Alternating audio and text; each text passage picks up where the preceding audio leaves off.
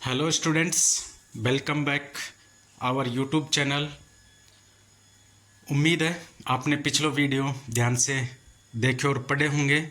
यदि कोई समस्या आ रही है किसी टॉपिक को समझने में तो आप कमेंट बॉक्स में लिख सकते हैं। मैं दोबारा से यदि कोई टफ टॉपिक हुआ तो उस पर वीडियो बनाकर और शेयर कर दूंगा। तो आइए आज हम अगला चैप्टर स्टार्ट करते हैं। चैप्टर का नाम है सत्ता के वैकल्पिक केंद्र। इस चैप्टर का मीनिंग बता देता हूं मैं कि क्या मतलब है और क्या इस चैप्टर में बताया गया है आपको। कि अब तक हमने दो चैप्टर पढ़े हैं, शीत युद्ध और दो ध्रुवीयता का अंत।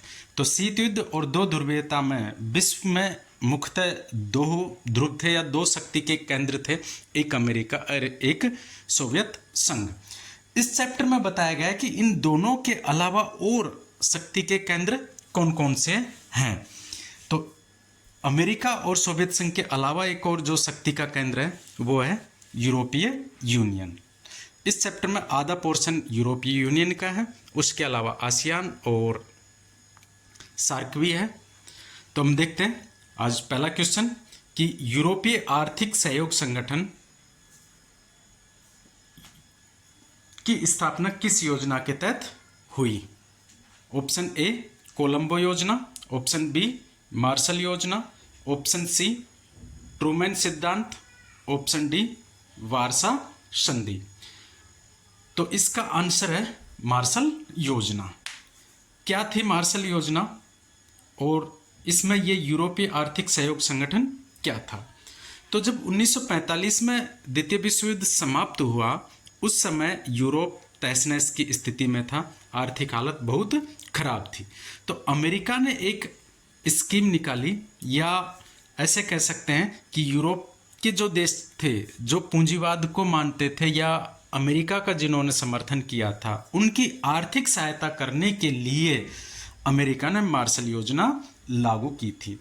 और इसी मार्शल योजना को लागू करने के लिए एक संगठन बनाया, उसे हम यूरोपीय आर्थिक सहयोग संगठन कहते हैं। 2022 की सीयूटी की एग्जाम में सीधा क्वेश्चन आया था कि मार्शल योजना क्या थी। तो उसमें विकल्प था कि अमेरिका के द्वारा यूरोप को आर्थिक सहायता प्रदान करना। एक्सप्लेनेशन देख लो इसके कि द्वितीय विश्व युद्ध के बाद यूरोप के पुनर्निर्माण के लिए अमेरिका ने मार्शल योजना शुरू की थी। तो कि यूरोप का पुनर्निर्माण हो सके, दोबारा से वो पुराने हालातों में आ सके युद्ध से पहले वाली में। इसी योजना के प्रभावी क्रियान्वयन के लिए वर्ष 1948 में ऑर्गेनाइजेशन फॉर यूरोपीय इकोनॉमिक कॉरपोरेशन, या हम कह सकते हैं कि यूरोपीय आर्थिक सहयोग संगठन की स्थापना की गई। नेक्स्ट क्वेश्चन है मार्शल योजना का मुख्य उद्देश्य क्या था। तो अब समझ गए होंगे मार्शल योजना का मुख्य उद्देश्य क्या था। साम्यवाद को फैलाना, option A, option B Europe का सैन्यीकरण, ऑप्शन सी यूरोप का आर्थिक पुनर्निर्माण और ऑप्शन डी एशिया में साम्राज्यवाद का विस्तार। तो ये तो पहला प्रश्न पढ़ने के बाद दूसरा इजी हो गया आपके लिए। इसका आंसर रहेगा यूरोप का आर्थिक पुनर्निर्माण। तो इसमें दो चीजें ध्यान रखनी है, ये योजना किसके द्वारा स्पॉन्सर की गई थी, अमेरिका के द्वारा, और किस लिए की गई थी, यूरोप का आर्थिक पुनर्निर्माण के लिए। ठीक है, इसकी व्याख्या देख लो कि मार्शल योजना 1947 का मुख्य उद्देश्य द्वितीय विश्व युद्ध के बाद तबाह हुए यूरोपीय देशों की अर्थव्यवस्था को पुनः मजबूत करना था। तो द्वितीय विश्व युद्ध 1939 से 1945 तक चला, 45 में खत्म हो गया। तो 1947 में मार्शल योजना लागू की गई अमेरिका के द्वारा। 1948 में यूरोपीय आर्थिक सहयोग संगठन बनाया गया, जो पहले क्वेश्चन में था। तो युद्ध के कारण यूरोप में उद्योग धंधे नष्ट हो गए थे, बेरोजगारी और गरीबी बढ़ गई थी, आर्थिक अस्थिरता फैल गई थी। इस स्थिति से निपटने के लिए अमेरिका ने आर्थिक सहायता प्रदान की ताकि उद्योगों का पुनर्निर्माण हो सके, व्यापार और उत्पादन फिर से शुरू हो और यूरोप में स्थिरता और समृद्धि आए। इसी उद्देश्य के लिए मार्शल योजना लागू की गई थी। नेक्स्ट क्वेश्चन है, यूरोपीय यूनियन के गठन की प्रारंभिक प्रक्रिया में सर्वप्रथम किस संगठन का निर्माण हुआ?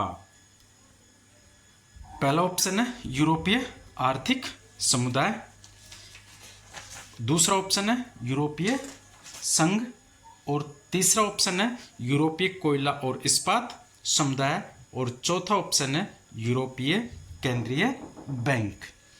तो जब यूरोपीय यूनियन बनना शुरू हुआ था तो इसमें पहला संगठन बना था यूरोपीय कोयला और इस्पात समुदाय। इसकी स्थापना हुई थी अप्रैल 1951 में। तो इसकी व्याख्या देखते हैं हम कि यूरोपीय एकीकरण की शुरुआत या यूरोपीय जो यूनियन वर्तमान में देखते हो, इसकी शुरुआत 1951 में यूरोपीय कोयला एवं इस्पात समुदाय से हुई थी। पश्चिमी यूरोप के 6 देशों ने, उसमें 6 में शामिल थे फ्रांस, पश्चिमी जर्मनी, इटली, बेल्जियम, नीदरलैंड और लग्जमबर्ग ने पेरिस संधि पर हस्ताक्षर करके यूरोपीय कोयला और इस्पात समुदाय का गठन किया गया था। तो 1951 में एक पहला यूरोप के लोगों के द्वारा संगठन बनाया गया। अंतर क्या था कि यूरोपीय जो आर्थिक समुदाय था वो उसके द्वारा बनाया गया था मार्शल योजना के तहत। यूरोप के खुद के लोगों ने 1951 में शुरुआत की किस संगठन से? यूरोपीय कोयला एवं इस्पात समुदाय के नाम से, और इसको हम प्रारंभिक चरण मानते हैं यूरोपीय यूनियन के गठन का। नेक्स्ट क्वेश्चन है कि निम्नलिखित में से कौन सा यूरोपीय संघ यू के सहयोग या सहमति वाले क्षेत्रों में शामिल नहीं है? कुछ ऐसे क्षेत्र हैं जिनमें यूरोप को सभी जो सदस्य देश है उनकी सहमति है, तो इसमें से हमें वो ऑप्शन देखना है जिस पर उनकी सहमति नहीं है। तो ऑप्शन ए है सामान्य विदेश एवं सुरक्षा नीति, ऑप्शन बी आंतरिक मामले तथा न्याय से जुड़े मुद्दों पर सहयोग, ऑप्शन सी एक समान मुद्रा का चलन और ऑप्शन डी है एक समान संविधान। तो यदि आप चैप्टर को ध्यान से पढ़ेंगे तो वहाँ पर 3 चीज़ें दी गई है कि इन 3 बिंदुओं पर यूरोपीय संघ के सदस्यों की सहमति है। उनमें सामान्य विदेश एवं सुरक्षा नीति, क्योंकि इन्होंने नाटो के भी सदस्य मैक्सिमम, तो इनकी सामान्य विदेश और सुरक्षा नीति है। आंतरिक मामले तथा न्याय से जुड़े मुद्दों पर भी सहमति है। एक समान मुद्रा भी है जिसको आप यूरो कहते हैं, लेकिन यूरोपीय यूनियन में एक समान संविधान नहीं है। तो इसका राइट ऑप्शन होगा डी, एक समान संविधान।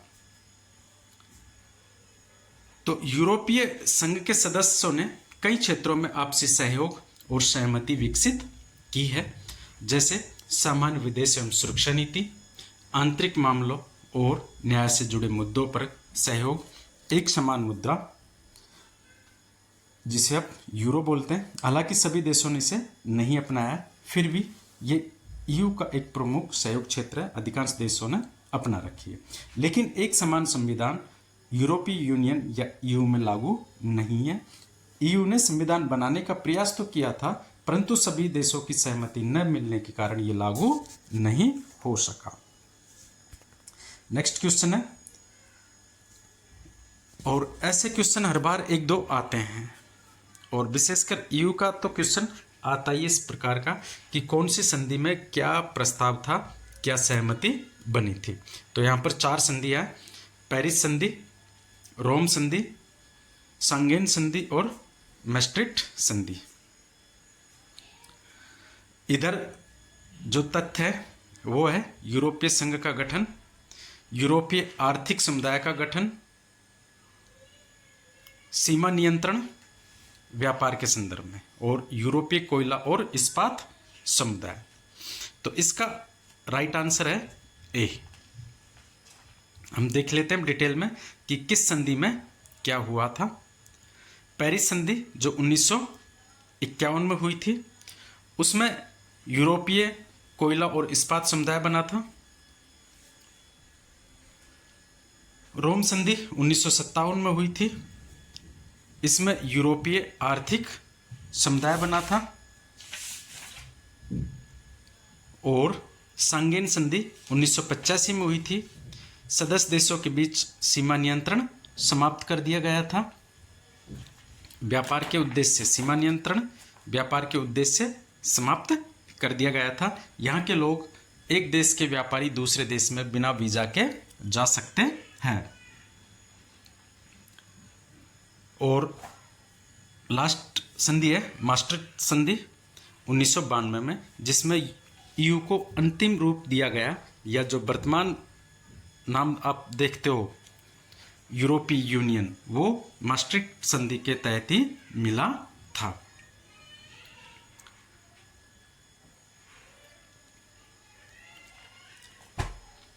नेक्स्ट क्वेश्चन है ब्रेक्जिट। एक शब्द चर्चा में रहा था 2016-18 के आसपास, ब्रेक्जिट। तो ब्रेक्जिट शब्द का संबंध किस क्षेत्रीय संगठन से है? आसियान, सार्क, यूरोपीय संघ, यू और नाटो। तो इसका आंसर है यूरोपीय संघ। ब्रेक्जिट क्या था देखते हैं हम, कि ब्रेक्जिट का अर्थ है ब्रिटेन एग्जिट कर रहा है, किससे?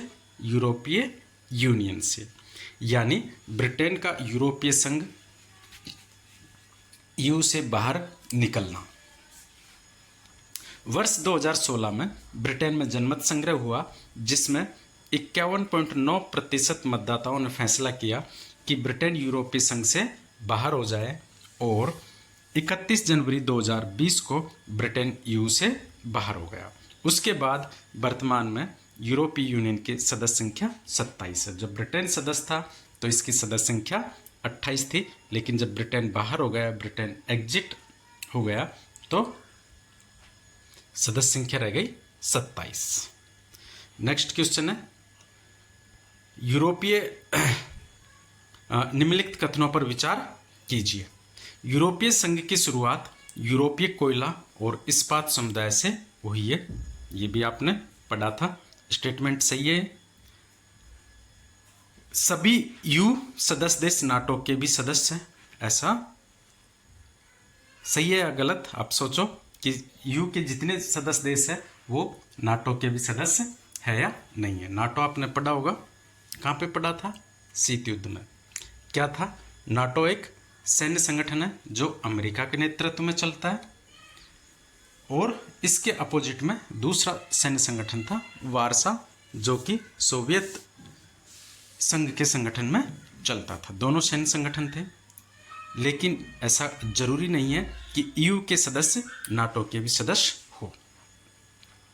तीसरा ऑप्शन है, स्टेटमेंट है कि ईयू का एक उद्देश्य सदस्य देशों के बीच युद्ध की संभावनाओं को कम करना। ये नॉर्मल सा उद्देश्य होता है कि कोई भी क्षेत्रीय संगठन है वो अपने सदस्य देशों के बीच तो ये प्रयास करेगा कि किसी प्रकार का युद्ध ना हो।